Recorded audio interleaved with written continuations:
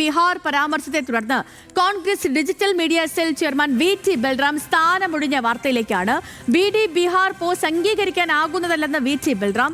ഇതുപോലുള്ള പോസ്റ്റുകൾ വരുമ്പോൾ അതിനെ പ്രതികരിക്കാനുള്ള സമയം തനിക്കില്ലെന്ന് KPCC അധ്യക്ഷനെ നേരിട്ട് അറിയിച്ചുവെന്നും ബൽറാം പറയുന്നു. അതേസമയം പോസ്റ്റിൽ ജാഗ്രതക്കുറവും അപാകതയും ഉണ്ടായെന്ന് സണ്ണി ജോസഫും പ്രതികരിച്ചിരുന്നു.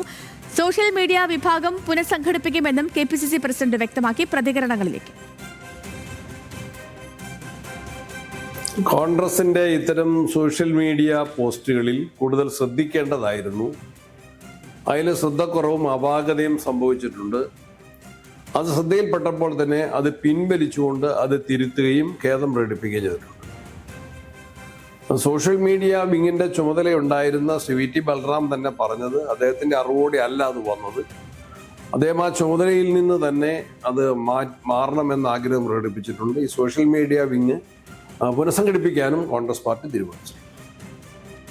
PR പ്രവീണയാണ് തിരുവനന്തപുരത്ത് വിവരങ്ങളുമായി ചേർത്തത്. പ്രവീണ, BDയും ബീഹാറും തുടങ്ങുന്നത് ബിയിൽ നിന്നാണ്, അതുകൊണ്ട് അതിനെ ഇനി പാപമായി കാണാൻ കഴിയില്ല എന്നായിരുന്നു പ്രത്യക്ഷപ്പെട്ട ഫേസ്ബുക്ക് പോസ്റ്റ്.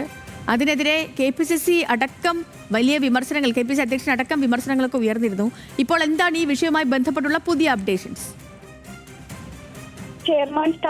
ചെയർമാൻ ആയിരുന്നു VT ബൽറാം. ഈ സ്ഥാനത്ത് താൻ ഇരുന്നാൽ അതുപോലെയുള്ള കാര്യങ്ങൾ, അതായത് പാർട്ടിക്ക് വേണ്ടി കൂടുതൽ കാര്യങ്ങൾ കൈകാര്യം ചെയ്യണമെങ്കിൽ ഒരു പ്രൊഫഷണൽ ഗ്രൂപ്പിനെ ഇത് ചുമതല ഏൽപ്പിക്കണമെന്നും അതിൽ ഫണ്ട് ഇറക്കിയുള്ള തുടർ നടപടികൾ വേണമെന്നും പറഞ്ഞുകൊണ്ട് നേരത്തെ തന്നെ ഒരു വിശദമായ റിപ്പോർട്ട് നേതൃത്വത്തിന് സമർപ്പിച്ചുകൊണ്ട് രാജ്യസന്നദ്ധത അറിയിച്ചിരുന്നു.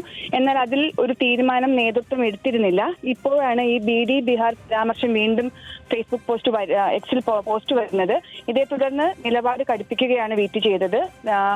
KPCC അധ്യക്ഷനെ വിളിച്ച് തന്റെ സ്ഥാനം ഒഴിഞ്ഞ ആ കാര്യം സ്ഥിരീകരിച്ചുള്ള നിർദ്ദേശം ഇറക്കണമെന്നുള്ള ആവശ്യം ഉന്നയിക്കുകയായിരുന്നു. ഇത്തരം കാര്യങ്ങൾ വരുമ്പോൾ അതിനെ പ്രതിരോധിക്കാനോ പ്രതിഷേധിക്കാനോ ഉള്ള സമയവും സാഹചര്യവും തനിക്ക് കുറവാണ് എന്നുള്ള കാര്യം VT ബൽറാം അറിയിച്ചു നേതൃത്വത്തെ. മാത്രവുമല്ല, ഇത് അംഗീകരിക്കാനാവുന്നതല്ല, കാരണം പലരായാണ് ഇത് ചെയ്യുന്നത്. ക്ഷമിക്കണം, ഏതെങ്കിലും തരത്തിലുള്ള ഒരു പ്രൊഫഷണൽ ഗ്രൂപ്പ് അല്ല. അപ്പോൾ വേണ്ടത് ഒരു പ്രൊഫഷണൽ നേതൃത്വമാണ് എന്നുള്ള കാര്യവും VT ബൽറാം അറിയിച്ചിട്ടുണ്ട്. ഇതേ തുടർന്നാണ് അദ്ദേഹത്തിന്റെ രാജി അംഗീകരിക്കാനുള്ള നീക്കത്തിലേക്ക് കടക്കുന്നത്.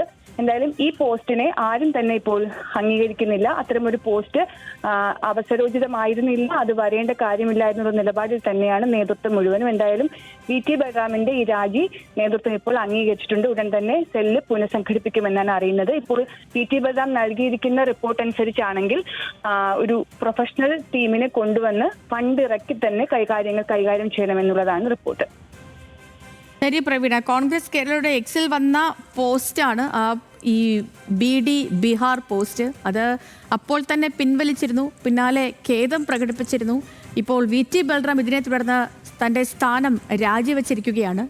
KPCC അധ്യക്ഷനും ഈ വിഷയത്തിൽ പ്രതികരണങ്ങൾ നടത്തിയിരുന്നു. സംഭവം അപക്വമായി പോയി, BDയും ബീഹാറും രണ്ടും തുടങ്ങുന്നത് ബിയിലാണ്, അതുകൊണ്ട് അതിനെ ഇനി പാപമായി കണക്കാക്കാൻ കഴിയില്ല എന്നായിരുന്നു ആ വിവാദമായ ഫേസ്ബുക്ക് പോസ്റ്റ്.